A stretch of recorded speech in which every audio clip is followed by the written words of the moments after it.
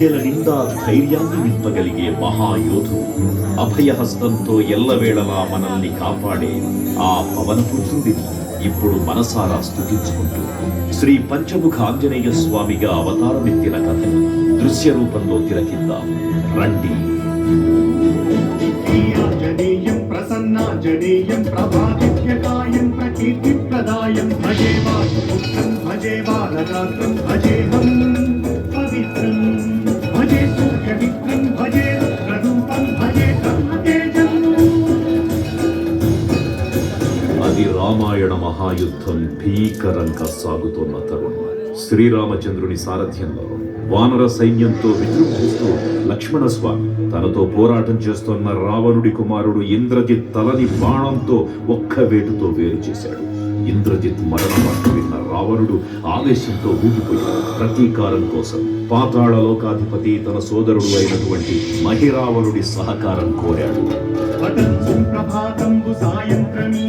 సంకీర్తనలు చేసి నీ రూపు వర్ణించి నీ మీద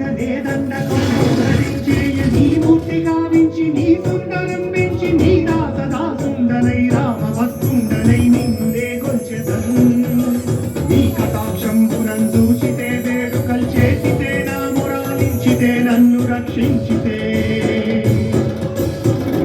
తంత్ర విద్యలో ఆరితేరిన మహిరావణుడి దాడి గురించి విభీషణుడి ద్వారా ముందుగా తెలుసుకున్న హనుమంతుల వారు తన ప్రభువుల విశ్రాంతి మందిరానికి కాపలా ఉండగా ఆ దుష్టుడు లోపలికి ప్రవేశించడానికి పలు ప్రయత్నాలు చేసి చివరికి మాయోపాయంతో విభీషణుడి రూపం ధరించి మందిరంలోకి ప్రవేశిస్తాడు.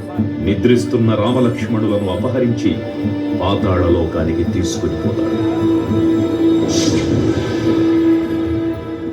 అంజనాదేవి గర్భాన్వయాదేవ నిన్నెంత వారన్ దయాశాలివై చూచియుందాతవై దోషికరం నిలిచియున్ తొల్లి సుగ్రీవ కుమ్మత్రిపై స్వామి కార్యార్థమై ఏగి శ్రీరామ సౌమిత్రులను చూచి వారిని విచారించి సర్వేసు పూజించి యవ్వాను చంపంటు గావించి వాలిని చంపించి కాకుసతిలకుంటు పాదకి వీక్షించి కిష్కింధకే తెంచి శ్రీరామ కార్యార్థమై లంకకే తెంచియున్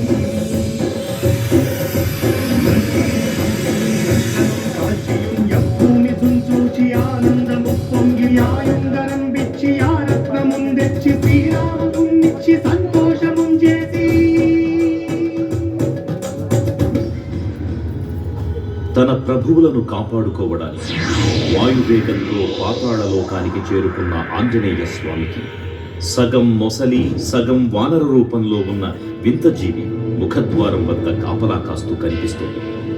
ఆ జీవి మకరధ్వజుడు అనే తన పుత్రుడని మహాసముద్రాన్ని దాటుతుండని నీటిలో పడ్డ తన వేదవిధుడు ఒక మొసలి గ్రహించడం వల్ల జన్మించాడని తెలుసుకొని ఆశ్చర్యపోతాడు హనుమంతుడు. తన పుత్రుడిని యుద్ధంలో ఓడించి పాతాళ లోకంలోకి ప్రవేశిస్తాడు.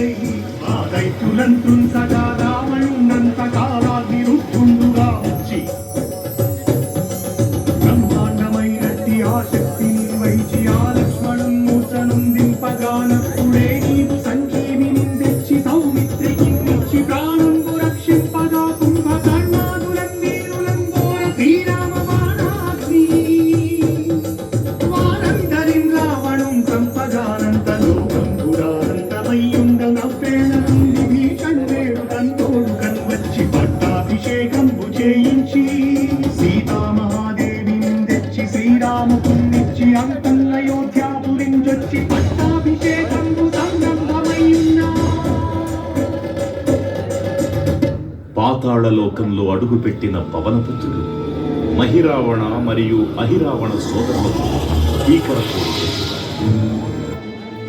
5 దిక్కులలో ఉన్న 5 దీపాలను ఒకేసారి ఆర్పడం ద్వారా మాత్రమే వారి మరణం సంభవిస్తుందని చెప్పగా అప్పుడు మహాబలి 5 ముఖాల ధారణ చేసి పంచముఖ ఆంజనేయునిగా అవతరించి ఏకకాలంలో 5 దీపాలను ఆర్పివేసి ఆ దుష్ట సోదరులను తుదముట్టిస్తారు.